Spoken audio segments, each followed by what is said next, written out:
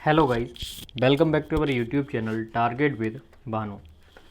दोस्तों, आज हम करने वाले हैं जो 22 फरवरी फर्स्ट शिफ्ट वाला एग्ज़ाम था।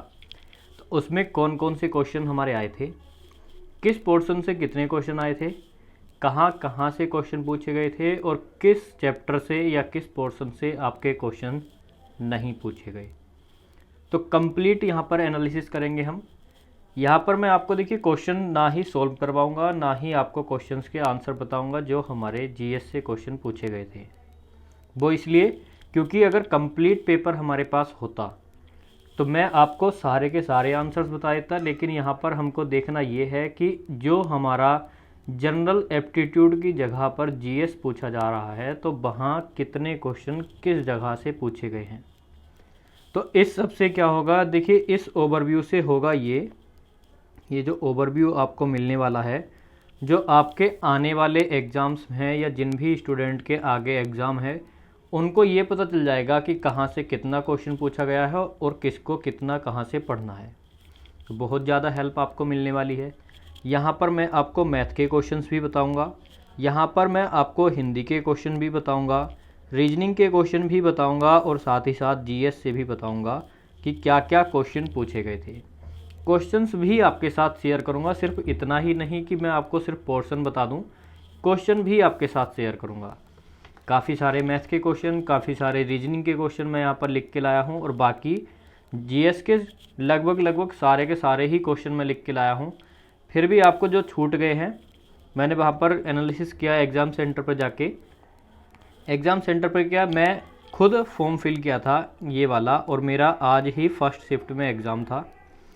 फॉर्म इसलिए फिल किया था जिससे कि मैं देखिए आपको ओवरव्यू दे सकूं कि एग्ज़ाम कैसा रहा, किस तरह का आया। यानी कि एग्ज़ाम देने से ये पता चल जाता है कि हमारे एग्ज़ाम में किस तरह टाइप का क्वेश्चन पूछे जा रहे हैं, क्वेश्चन का पैटर्न क्या है।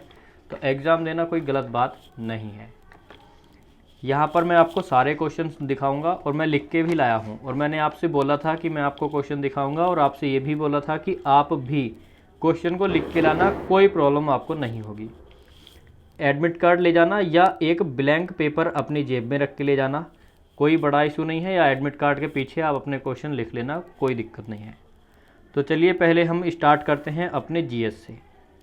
जीएस से नहीं करते, चलिए मैथ से करते हैं, क्योंकि मैथ में सबको बहुत ज़्यादा इंटरेस्ट रहता है। तो मैथ में कुछ क्वेश्चन हैं आपके लिए, तो मैं बता देता हूँ। जैसे पहला क्वेश्चन क्या आया था, सबसे पहला मेरा क्वेश्चन था PQR तीनों का अनुपात दिया था और अनुपात था 15:17:20। हमको दिया था कि इन तीनों का योग है 3640 और क्वेश्चन में बोला गया था P और Q का डिफरेंस, यानी कि P और Q का डिफरेंस निकालना था और साथ ही साथ Q और R का डिफरेंस निकालना था। इन दोनों का डिफरेंस निकाल के उनका बनाना था रेशियो। तो करना कुछ नहीं होगा, इन तीनों को ऐड करके 3640 के इक्वल रख देंगे। 15 और 17 का डिफरेंस PQ का डिफरेंस हो जाएगा। ऐसा नहीं होगा कि जो भी हमारा, चलिए क्वेश्चन में करा ही देता हूँ आपको ये वाला। जब हम 15, 17 और 20 को ऐड करते हैं तो कितना आएगा, ये आ जाएगा हमारा 42। कितना आ गया, 42 आ जाएगा। 7, 5, 12, ये आएगा 52। यहाँ पर 52 आ जाएगा और 52 इक्वल हो जाएगा कितने के, 3640 के। तो कितनी बार चला जाएगा, 70 टाइम्स, यानी कि 70 गुना आ जाएगा एक यूनिट की वैल्यू। ठीक है। और हमको क्या करना होगा, इस 70 की मल्टीप्लाई रेशियो में नहीं करनी होगी।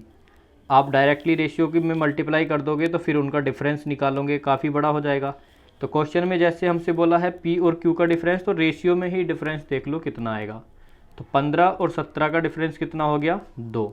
तो 2 में 70 की मल्टीप्लाई करनी है 140, यानी कि P और Q का डिफरेंस 140। Q और R का डिफरेंस कितना है, 3 हो जाएगा रेशियो में ही, और 3 सत्ते 21, 210। तो ये आ गया P और Q का डिफरेंस और ये आ गया Q और R का डिफरेंस। दोनों का आपको रेशियो बनाना था 0 से 0, 7 दूनी 14 और 7 तिया 21, 2:3 क्या आ जाएगा हमारा करेक्ट आंसर आ जाएगा। तो इस तरह से आपको क्वेश्चन करने थे और बहुत ही आसान क्वेश्चन आए हैं आपके और आसानी से आप कर सकते हो। लेकिन एक ध्यान रखने वाली बात यह है कि आपको टाइम मैनेजमेंट पर बहुत ज़्यादा ध्यान देना होगा। टाइम बहुत सारे स्टूडेंट से मैंने वहाँ पर पूछा बाहर आके कि कैसा रहा एग्ज़ाम, तो बोल रहे थे कि एग्ज़ाम में टाइम कम रह गया, बाकी कोई दिक्कत नहीं है। तो सभी के साथ यही प्रॉब्लम है। दूसरी बात, जनरल एप्टीट्यूड को लेकर जो आपका जनरल एप्टीट्यूड था तो उसमें बहुत ज़्यादा दिक्कत हुई है, क्योंकि मैंने आपको लिए एक वीडियो बनाया था और उसमें आपको एक ख़ास तौर पर मैंने आपको हर तरह से समझा के बोला था कि जीएस याद कर लीजिए, जीएस पढ़ लीजिए। लेकिन जीएस जो आपने सोचा होगा वो नहीं पूछा। मैंने आपसे बोला था कि सबसे ज़्यादा इम्पोर्टेंट चीज़ है करंट अफेयर, और करंट अफेयर ज़रूर पढ़ना। और अभी मैं आपको दिखाऊंगा कि कितना सारा करंट अफेयर यहाँ पर पूछा गया है, तो लास्ट तक बने रहना है क्लास में।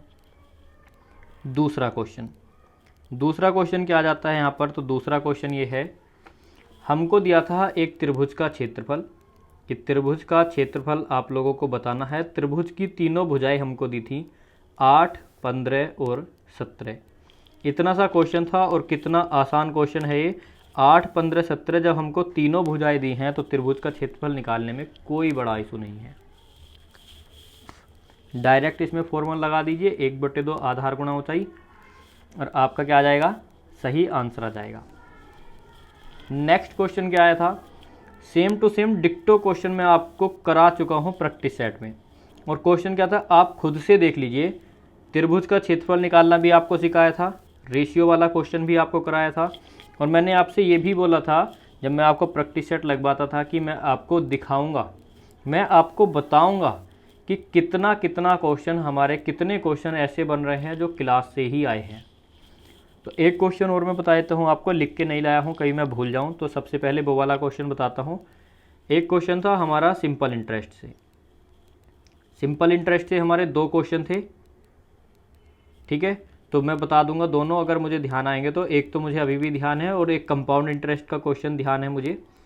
सिंपल इंटरेस्ट का क्या था, तो सिंपल इंटरेस्ट का इस तरह से था कि कोई अमाउंट दिया था हमको, राशि दे रखी थी, जैसे कि कितनी थी, शायद 3200 राशि थी किसी रेट ऑफ इंटरेस्ट पर n साल के लिए, शायद 14% रेट ऑफ इंटरेस्ट थी।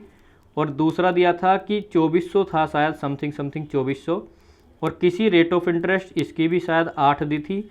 और हमको दिया था एक लॉजिक, इसमें क्या दिया था, इसमें लॉजिक ये था कि हमसे क्वेश्चन में बोला है कि उससे 3 और अधिक साल के लिए, तो 3 और अधिक साल, और लड़के क्या कर रहे थे वहाँ पर, 3 साल, क्योंकि बाहर आके बोल रहे थे कि एक चक्रवृद्धि ब्याज का क्वेश्चन था, वो हुआ ही नहीं, कई बार करके देखा। तो मैंने पूछा कैसे किया, तो उन्होंने बताया कि इस तरह से एक बार n लगाया, दूसरी बार हमने डायरेक्टली 3 लगाया। तो ये 3 नहीं था, उसमें बोला था कि इस बार जो 2400 रुपये दिए गए हैं 3 और अधिक साल के लिए दिए गए हैं, तो n+3 यहाँ पर लगता, और उसका रेशियो दिया था मेरे ख्याल से शायद 8/7, और ये सोल्व करना था। और यही हमसे पूछा था कि n की वैल्यू क्या होगी। तो इस तरह से क्वेश्चन आया था, बहुत आसान सा क्वेश्चन है। दूसरे क्वेश्चन की अगर हम बात करें कंपाउंड इंटरेस्ट वाले, तो कंपाउंड इंटरेस्ट वाला क्वेश्चन हमको क्या दिया था, उसमें था शायद 20,000 रुपये थे, और हमको दिया था कि अगर चक्रवृद्धि ब्याज, जो ब्याज है अर्धवार्षिक बोला था, और रेट ऑफ इंटरेस्ट थी 10%, और टाइम दिया था आपको 1/3 का, सॉरी 1/2, 1.5 साल का टाइम दिया था। अब देखिए, जब भी हमसे बोलता है कि अर्धवार्षिक ब्याज हो तो हम क्या करते हैं, जो हमारी रेट ऑफ इंटरेस्ट है उसका कर देते हैं आधा, तो रेट ऑफ इंटरेस्ट कितनी हो जाएगी, 5% हो जाएगी। समय का कर देते हैं दुगना, तो टाइम हो जाएगा 3 साल। उसमें बताना था हमको चक्रवृद्धि ब्याज निकालना था, ना कि मिश्रधन। सीधे सीधे रेशियो मेथड से आप कर सकते हो, आप इसको कर सकते हो।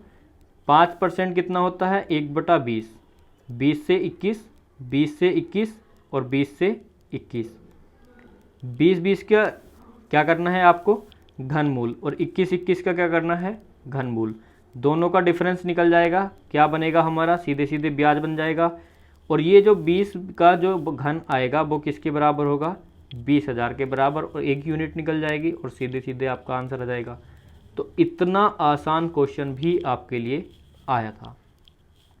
अगर हम ट्रेन की बात करें तो ट्रेन वाला कंसेप्ट मैं आपको करा चुका हूं, तो ट्रेन की भी बात कर लेते हैं। ट्रेन से भी क्वेश्चन आया था, आप नोट करते रहिए कहां से कितने क्वेश्चन बन रहे हैं। और मैंने आपको एक कंसेप्ट कराया था प्रैक्टिस सेट में, चैप्टर में शायद मेरे ख्याल से वो कंसेप्ट नहीं कराया है, लेकिन प्रैक्टिस सेट में कराया है। वो क्या, तो हमको दिया था दो बिंदु दिए थे, एक स्थान था ए और दूसरा था बी।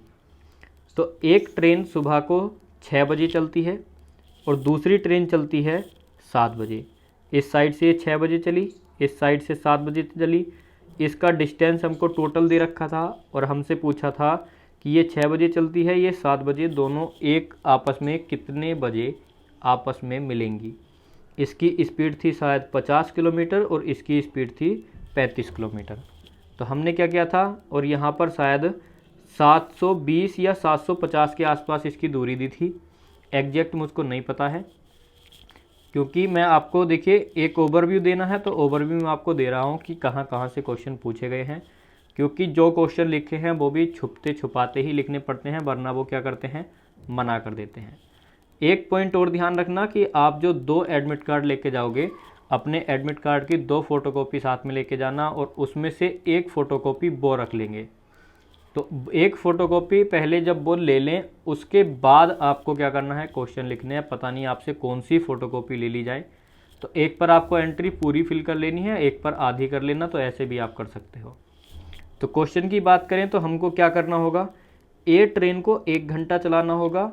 अब आपके मन में सवाल होगा कि क्यों, तो जितना समय ये है उतना ही समय आपको इस वाली ट्रेन का करना होगा। तो दोनों समय को एक ही टाइम पर चलाओगे तब जाके आपका करेक्ट आंसर आएगा, और आप यही नहीं करते हो, इसीलिए आपका क्वेश्चन गड़बड़ हो जाता है। तो इस ट्रेन को 1 घंटा चलाया, यानी 1 घंटा चलने के मतलब 50 किलोमीटर की दूरी तय कर ली। किस टाइम तक उसने, 6 बजे तक। तो यहाँ पर 50 किलोमीटर की दूरी तय कर लेगा और इसका डिफरेंस निकाल लेना है आपको, तो कितना आ जाएगा, 670। तो इस तरह से बनेगा। अब ये ट्रेन भी 7 बजे हो गया। अब इन दोनों ट्रेन का आपको क्या करना है, दोनों का समय ऐड करके 670 में भाग दे देनी है, और जितना भी इन दोनों का आएगा, जैसे यहाँ पर 75 आया तो इस तरह से, सॉरी 85, तो इस तरह से, और उसका आंसर आ रहा था 2 घंटे। तो जैसे 7 बजे है तो 9 बजे हमारी यहाँ पर ट्रेन मिल जाएगी आपस में। तो ये क्वेश्चन बन रहा था। तो ट्रेन से आपको पता चल गया किस टाइप का क्वेश्चन था।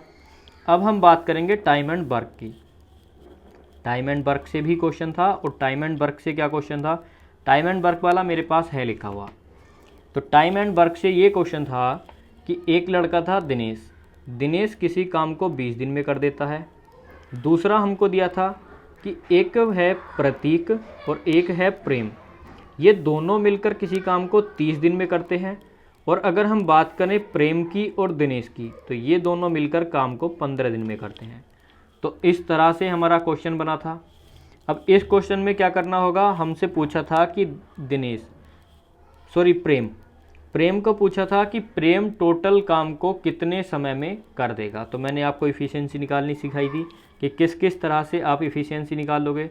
तो सीधे सीधे आप इनकी इफ़िशियंसी निकाल के सबसे पहले टोटल वर्क निकालोगे, फिर आप टोटल वर्क निकाल के उनकी इफ़िशियंसी निकाल लोगे और इफ़िशियंसी से टोटल वर्क में भाग दे दोगे, तो आपको पता चल जाएगा टोटल काम कितने दिन में हुआ। एक और क्वेश्चन आया था, तो उसमें सीधे सीधे दे रखा था कि कोई व्यक्ति किसी काम को इतने समय में करता है, दूसरा व्यक्ति इस काम को इतने समय में करता है। जैसे मान लिया ए किसी काम को 20 दिन में, बी किसी काम को 30 दिन में, इस तरह से क्वेश्चन था। और हमसे बोला था कि यदि बी 4 दिन बाद काम छोड़कर चला जाए तो ए काम कितने दिन में करेगा, या क्वेश्चन में पूछ लेगा कि टोटल काम कितने दिन में हुआ, कि शेष काम ए ने किया और बताइए टोटल काम करने में कितना समय लग गया। तो इस तरह से क्वेश्चन था। तो 2 क्वेश्चन कहाँ से हो गए आपके, टाइम एंड वर्क से हो गए। तीसरा क्वेश्चन क्या आया था, तो तीसरा क्वेश्चन था हमारा समबाहु त्रिभुज से। बहुत ही आसान सा क्वेश्चन था। समबाहु त्रिभुज का क्या दिया था हमको, क्षेत्रफल, कि यदि समबाहु त्रिभुज का क्षेत्रफल √3/2 है इंटू 84.5, तो बताना है कि उसकी भुजा क्या होगी। तो ए का मान निकालना था। सीधे समबाहु त्रिभुज के क्षेत्रफल का फॉर्मूला निकाल करके आप इस आंसर को कर दोगे। तो ये भी बहुत आसान क्वेश्चन था।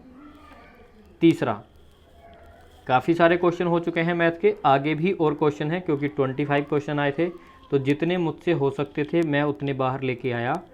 आपको जो भी एग्ज़ाम है आगे, आपसे जितने क्वेश्चन आए, सभी स्टूडेंट से कह रहा हूँ, जितने भी ये वीडियो देख रहे हैं, सभी के सभी जितने क्वेश्चन हो सकते हैं बाहर लेके आइए, जिससे कि आने वाले एग्ज़ाम में बाकी स्टूडेंट्स की हेल्प हो सके। और मेरे साथ टेलीग्राम पर शेयर कर दीजिएगा, या मैं आपको नंबर दे रहा हूँ उस पर आप व्हाट्सएप पे सेंड कर देना।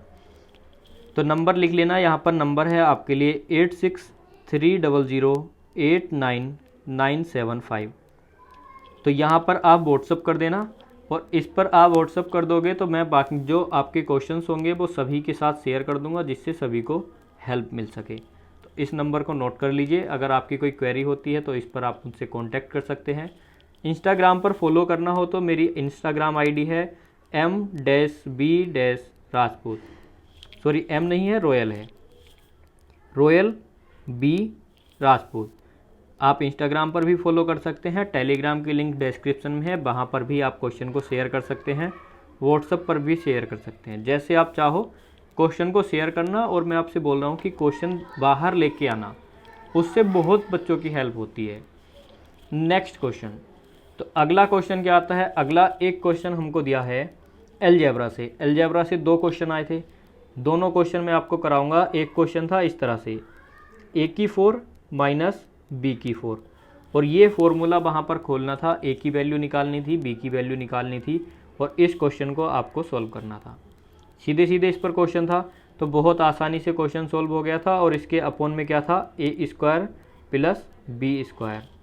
वैल्यू निकाल के क्वेश्चन सॉल्व करना होगा, आसानी से आप क्वेश्चन को सॉल्व कर दोगे। a और b दोनों की वैल्यूज़ आपको दी हुई थी।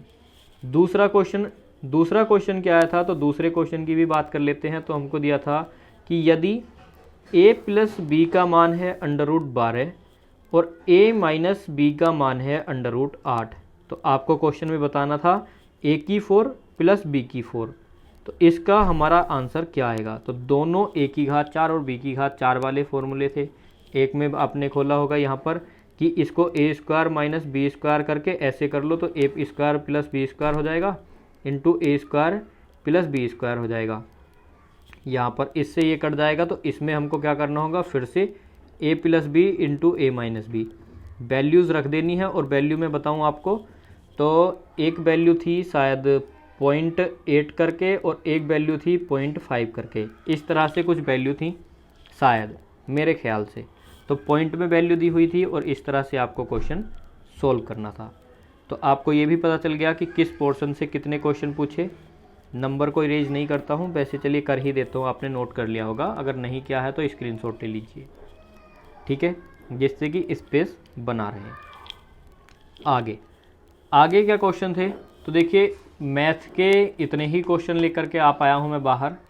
अगर आप में से किसी भी स्टूडेंट के पास क्वेश्चन हो, एक क्वेश्चन और था, एक क्वेश्चन और क्या था, तो उसमें दिया था सीधे सीधे त्रिज्यखंड हमको दिया हुआ था, और हमसे क्या पूछा था कि त्रिज्यखंड क्या होगा। तो सीधे सीधे फॉर्मूला लगाया था πr² थीटा अपॉन 360।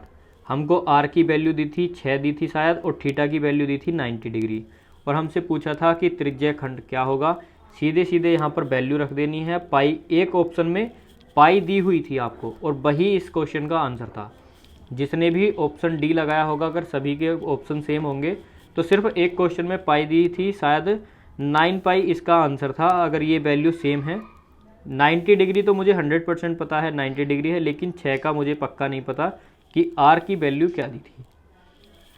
तो क्वेश्चन इसी तरह से था, ठीक है। और त्रिज्यखंड निकालना था। 3 क्वेश्चन आपके मेंसुरेशन से थे, और तीनों ही क्वेश्चन आपके बहुत ही ज़्यादा आसान थे। मैंने आपको बोला था कि फॉर्मूला बेस्ड ही क्वेश्चन आएगा, इससे अलग कोई क्वेश्चन नहीं आएगा। और अभी तक ऐसा कोई भी क्वेश्चन नहीं है जो ना करने लायक हो। तीसरी बात, एक क्वेश्चन आया था DI से, बार डायग्राम से क्वेश्चन आया था, उसमें बार डायग्राम दे रखा था। एक क्वेश्चन आया था आपका टेबल से, टेबल डायग्राम वाले क्वेश्चन से आया था, उसमें परसेंटेज और रेशियो में आपके क्वेश्चन दे रखे थे। तो इस तरह से एक क्वेश्चन आया था। तो आप DI कर लेना। DI के साथ साथ परसेंटेज की यदि हम बात करें तो परसेंटेज से शायद कोई क्वेश्चन आपका नहीं था, और ये ही आपके क्वेश्चन आज के थे। और बाकी के क्वेश्चन किससे आए थे, बोट एंड स्ट्रीम से कोई क्वेश्चन नहीं आया, आपका ट्रिग्नोमेट्री से कोई क्वेश्चन नहीं आया, साइन थीटा पाइन थीटा कुछ नहीं आया मैथ से। सब बहुत आसान सा आपका मैथ था। अगर आप चाहो तो 25 में से 25 क्वेश्चन अपने करके आ सकते थे। अब हम बात कर लेते हैं थोड़ी हिंदी की। तो हिंदी में मैं बता दूं आपको, तो हिंदी में एक गद्यांश आया था, और गद्यांश भी मैं आपको बता दूं गद्यांश किस पे था। तो गद्यांश भी देखिए विद्यार्थियों के ऊपर था। विद्यार्थियों के ऊपर क्या था, तो थोड़ा सा गद्यांश ही मैं आपको सुना देता हूँ, क्योंकि क्वेश्चन जो थे उसके भी क्वेश्चन भी मैं आपके साथ बताऊंगा कि किस टाइप के क्वेश्चन थे। तो गद्यांश विद्यार्थियों के ऊपर इस प्रकार से था, वहाँ पर दिया था कि आजकल के जो स्टूडेंट हैं वो शिक्षा ग्रहण करने जाते हैं, ध्यान से सुनना, कि विद्यार्थी कॉलेजों में एडमिशन लेते हैं शिक्षा ग्रहण करने के लिए, किस उद्देश्य से, कि अपनी आजीविका बना सके, यानी कि जॉब पा सके। और उसमें बोला था कि सही मार्गदर्शन या सही शिक्षा ना मिलने के कारण वो हतोत्साहित हो जाते हैं और गलत रास्ते पर चले जाते हैं, और इसी कारण जो भ्रष्टाचार है वो भी पनप रहा है। स्टूडेंट्स असंतोष हो जाते हैं, मतलब संतोष खत्म हो जाता है और असंतोष उत्पन्न हो जाता है। बेरोजगारी भी इसी चक्कर में बढ़ रही है। तो इस तरह से आपका पैसेज था, और इसके 5 आंसर थे। 5 के 5 क्वेश्चन में सिर्फ यही पूछा गया था कि इसका शीर्षक क्या है, इसमें से किस लाइन पर चर्चा की है, किस लाइन पर चर्चा नहीं की। तो सीधे सीधे कोई भी आंसर नहीं था, और सारे के सारे ऑप्शंस जो थे लॉजिकल थे, और सभी ऑप्शंस मिलते जुलते थे। डिफरेंस कर पाना बहुत मुश्किल था। गद्यांश आपका अच्छे लेवल का आया था। अगर हम बात करें कि किस किस पोर्शन से आपके नहीं आए, देखिए सबसे पहले आपका वर्णमाला से कोई भी क्वेश्चन देखने को नहीं मिला। पहला वर्णमाला गई। दूसरा, उपसर्ग और प्रत्यय से कोई भी क्वेश्चन देखने को नहीं मिला। समास से कोई भी क्वेश्चन देखने को नहीं मिला। कारक से कोई भी क्वेश्चन देखने को नहीं मिला। संधि से कोई भी क्वेश्चन देखने को नहीं मिला। रस से कोई भी क्वेश्चन देखने को नहीं मिला। ना ही छंद से कोई क्वेश्चन था, और ना ही आपका अलंकार से कोई क्वेश्चन था। तो इस तरह से आपका कोई भी क्वेश्चन नहीं आया। ना ही रस से आया, ना ही छंद से आया, ना ही अलंकार से आया, ना संधि, ना कारक, ना समास, ना उपसर्ग, ना वर्णमाला, कोई भी क्वेश्चन नहीं था। अब आप लोगों के दिमाग में होगा कि आया है तो फिर आया क्या है, सारे चैप्टर तो ख़त्म हो गए। तो मैं आपको बताऊं कि भैया हिंदी तो बहुत ही आसान आई थी। दूसरी बात, ना ही कोई साहित्य से क्वेश्चन आया है, ना ही कोई आपके एग्ज़ाम में रचना पूछी गई थी। तो ना ही कोई रचना अभी तक पूछी गई है, तो रचना से भी कोई डरने की आवश्यकता आपको नहीं है। पूछा क्या गया था, तो मैं आपको बता दूं कि पूछा क्या गया था। तो चलिए क्या पूछा गया वो भी देख लेते हैं।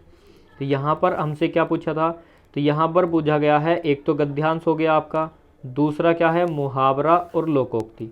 मुहावरे बहुत अच्छे लेवल के आए थे। अनेक शब्दों के लिए एक शब्द आया था, और वो भी बहुत अच्छे लेवल का था। हिंदी एकदम मॉडरेट लेवल की थी। हिंदी को आप हलवा नहीं बोल सकते, मॉडरेट लेवल की थी। मुहावरे बहुत ही अच्छे वाले मुहावरे आए थे, लिख करके लाने की मुझको ध्यान नहीं रहा। विलोम शब्द आया था आपका, एक शब्द था निंदनीय का, क्या हो जाएगा। एक आया था आपका क्रिया। क्रिया आई थी कि किस ऑप्शन में पूर्वकालिक क्रिया है, तो इस तरह से आपका आया था। एक क्वेश्चन आया था कि वर्तमान काल का कौन सा उदाहरण है, तो ये आया था। क्वेश्चन आपका आया था कि शुद्ध वाक्य, कि कौन सा वाक्य शुद्ध है। और क्वेश्चन आया था आपका कि किस वाक्य का क्रम सही है। तो इन पोर्शन से आपके क्वेश्चन पूछे गए थे पहली शिफ्ट में। सिर्फ पहली ही शिफ्ट की बात बता रहा हूँ, बाकी के क्वेश्चन मेरे साथ किसी ने शेयर नहीं किए। तो देखिए सही बात नहीं है कि कोई भी क्वेश्चन शेयर नहीं कर रहा। मैं आपसे बोलता हूँ हर तरह से आपके लिए हूँ, हर तरह से आपकी तैयारी कराई, फिर भी आप लोग क्वेश्चन लेकर के नहीं आ रहे, नहीं शेयर कर रहे। तो देखिए इससे आप ही भाइयों की हेल्प होगी, जो आपके भाई बहन है आगे उनकी हेल्प होगी। तो क्वेश्चन शेयर करने में इतनी बड़ी बात नहीं है, तो क्वेश्चन लेके आइए, उससे आपको भी हेल्प मिलेगी। तो हिंदी का हो गया हमारा पोर्शन, मैथ का हमारा पोर्शन हो गया। अब बात कर लेते हैं थोड़ी सी रीजनिंग की। तो जो रीजनिंग के क्वेश्चन मैं लेके आया हूँ वो सबसे पहले मैं आपको दिखा दूँ। तो रीजनिंग में भी हमारा किस पोर्शन से नहीं आया, तो रीजनिंग में हमारा देखिए कोई भी आकृति नहीं पूछी है। फिगर से काफ़ी सारे क्वेश्चन थे। एक फिगर में मैंने आपको क्वेश्चन बताया था कि इस तरह से एक डब्बा दिया होता है और आकृति बनी होती है, और हमसे पूछता है कि इससे कौन सी आकृति बनी हुई है। तो इस तरह के आपके 2 क्वेश्चन थे। बाकी पेपर कटिंग से क्वेश्चन था आपका, पेपर कटिंग से भी था, और एक आकृति इस तरह से थी कि उसमें दिया था जैसे 2 लाइनें हैं, उसके बाद 3 हुई थी, उसके बाद 4 हुई थी। तो फिर ऑप्शन में बताना था कि 5 लाइन वाला कौन सा ऑप्शन है। तो इस तरह से एक क्वेश्चन ये था। पेपर कटिंग हो गया, फिगर से बनाने को हो गया, फिगर काउंटिंग नहीं आई थी और इस तरह से क्वेश्चन आया था। और एक क्वेश्चन मैं आपके साथ शेयर करता हूँ, डिक्शनरी से कैसा क्वेश्चन आया था। तो मैंने आपको क्वेश्चन कराए थे अर्थपूर्ण शब्द वाले, लेकिन हमसे एग्ज़ाम में क्या पूछा, एक आपको दिया था, मैं लिख देता हूँ, आउट, SCREAMING, आउट स्क्रीमिंग। तो ये आपको एक वर्ड दिया था और हमसे क्या बोला था कि इसको डिक्शनरी के हिसाब से इसको क्या करना है, एक क्रम में लगाना है। जैसे ए दिया है तो सबसे पहले ए, उसके बाद क्या बी है तो बी नहीं है, सी है तो सी रखना है, डी नहीं है, ई रखना है। इस तरह से इसको अरेंज करना था। और हमसे क्वेश्चन में ये पूछा था कि कितने शब्द ऐसे हैं जो अपने ही स्थान पर आए हैं, यानी कि उसका स्थान चेंज नहीं हुआ। तो एक क्वेश्चन ये हो गया आपका। आगे अगर हम बात करें तो हमसे क्वेश्चन पूछे थे सिटिंग अरेंजमेंट से। सिटिंग अरेंजमेंट से देखिए हमसे क्वेश्चन पूछा था कि गोले के अंदर को मुंह करके बैठे हैं और एक पूछा था कि पंक्ति में बैठे हैं। इस तरह से क्वेश्चन था। एक क्वेश्चन था कि देखिए रवि नाम था, रवि उत्तीर्ण हो गया अपनी कक्षा में, यानी कि अपनी क्लास में रवि उत्तीर्ण होने में शुरू से स्थान क्या है, कोई एक स्थान दिया और लास्ट से स्थान उसका ये है। हमसे बोला था कि 2 स्टूडेंट ने परीक्षा में भाग नहीं लिया या 7 स्टूडेंट ने परीक्षा में भाग नहीं लिया, 2 अनुत्तीर्ण हो गए यानी फेल हो गए, तो टोटल स्टूडेंट कितने थे। इस तरह से एक आपसे क्वेश्चन पूछा था। ठीक है, और भी क्वेश्चन देख लेते हैं सीरीज से क्या क्वेश्चन था। तो बहुत ही हल्के हल्के क्वेश्चन थे। एक सबसे पहला क्वेश्चन था 222, 223, 227, 236, 252, 277 और 312। इसमें पूछा था कि गलत वाली संख्या कौन सी है। तो यहाँ पर आपको डिफरेंस निकाल के देखोगे, फिर उसका आगे डिफरेंस करोगे, फिर उसका आगे करोगे। तो ये बहुत कोई आसान सा क्वेश्चन है। सभी प्लस प्लस प्लस प्लस होते जा रहे हैं। इस तरह के क्वेश्चन मैंने आपको कराए थे।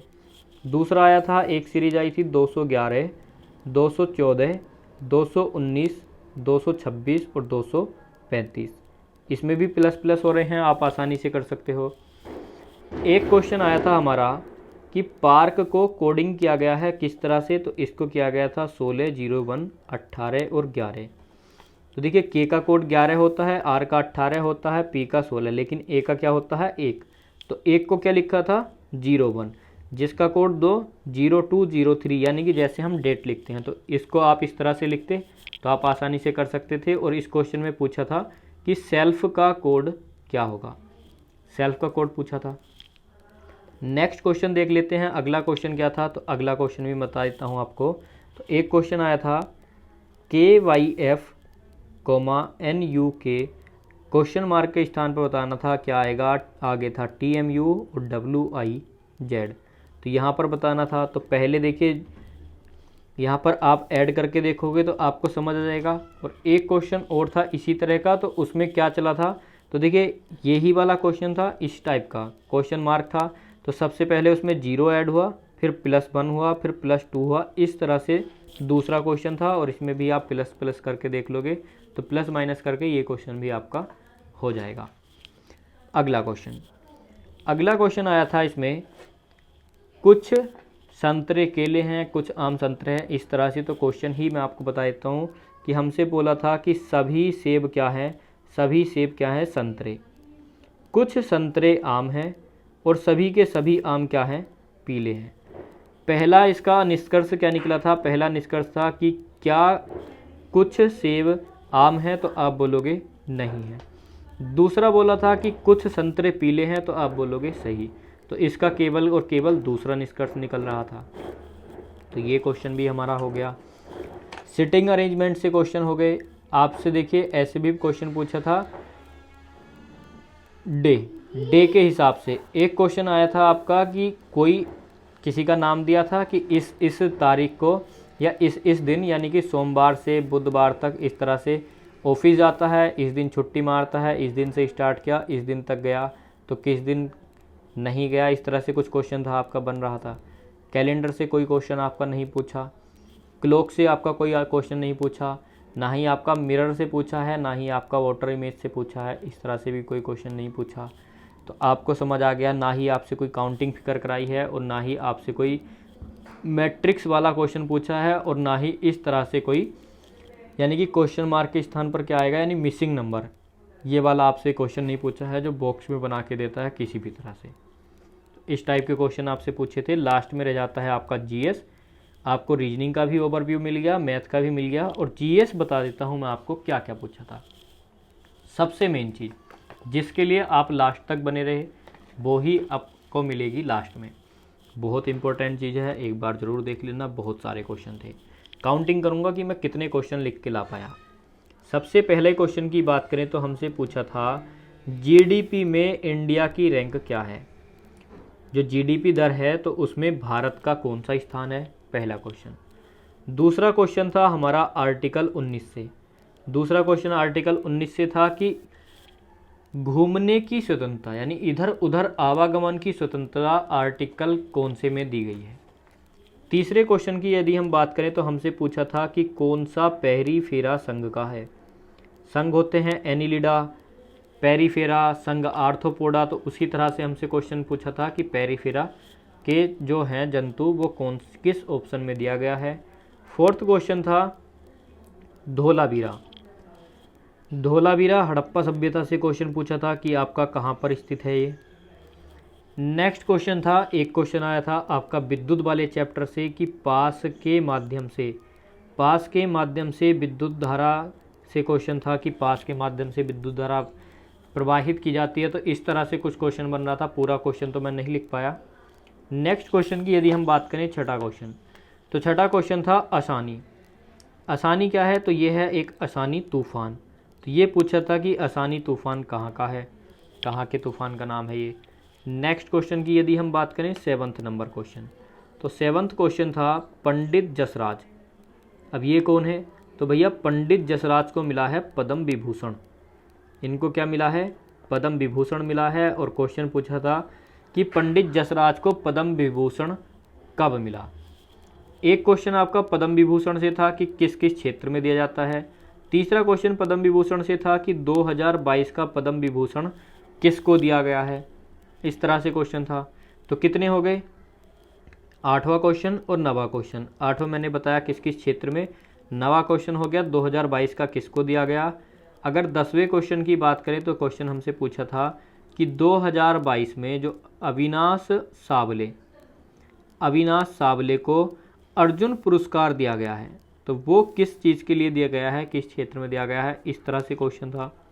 11वें क्वेश्चन की यदि हम बात करें तो 11वां क्वेश्चन था हमारा एसटी। जो सन 2011 की जनगणना हुई है उसमें जो अनुसूचित जनजाति है, एसटी है, तो उसका प्रतिशत कितना रहा। तो उसका प्रतिशत कितना रहा, कितने क्वेश्चन हो गए, 11। 12वां क्वेश्चन मैं आपको बताऊं तो 12वां क्वेश्चन था कि भारतीय ईसाई विवाह अधिनियम, तो भारतीय ईसाई विवाह अधिनियम कब लागू हुआ, ये क्वेश्चन पूछा था। 13 क्वेश्चन की यदि हम बात करें तो हमसे पूछा था कि जो मोइनुद्दीन चिश्ती हैं तो उनकी जीवनी किसने लिखी है, ये क्वेश्चन था।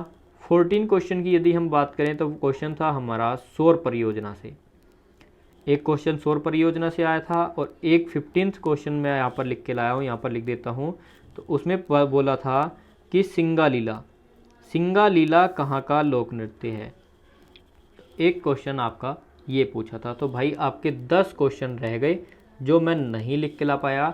बाकी आपके 15 क्वेश्चन, तो काफ़ी क्वेश्चन मैं यहाँ पर लिख के लाया हूँ आपके लिए।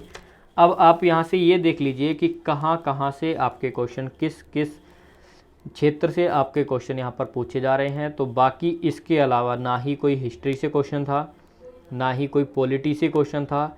जितना ज़्यादा हो सके करंट अफेयर पढ़ के जाओ, सारा करंट अफेयर ही आया हुआ था। बाकी के जो क्वेश्चन बच रहे हैं 10 क्वेश्चन, 10 में से 6 क्वेश्चन करंट अफेयर के ही थे, क्योंकि अगर इससे अलग होते तो वो वैसे भी मैं पढ़ के ही याद रह जाते। ना ही आपका इतिहास से क्वेश्चन है, ना ही पॉलिटी से क्वेश्चन है, ना ही इकोनॉमिक्स से क्वेश्चन है, ना ही आपका देखिए संविधान वगैरह पॉलिटी हो गया, और आपका कोई भी क्वेश्चन नहीं था यहाँ पर। स्टैटिक से भी कोई क्वेश्चन नहीं था। ये आप देख सकते हो कि इसमें साइंस के और भी क्वेश्चन थे, साइंस से भी क्वेश्चन पूछे गए हैं 3-4, कंप्यूटर से कोई भी क्वेश्चन नहीं था। अगर अभी भी आपका कोई डाउट रह जाता है तो कमेंट सेक्शन में बता देना, मुझसे जितना हो सका आपके लिए मैंने हेल्प की।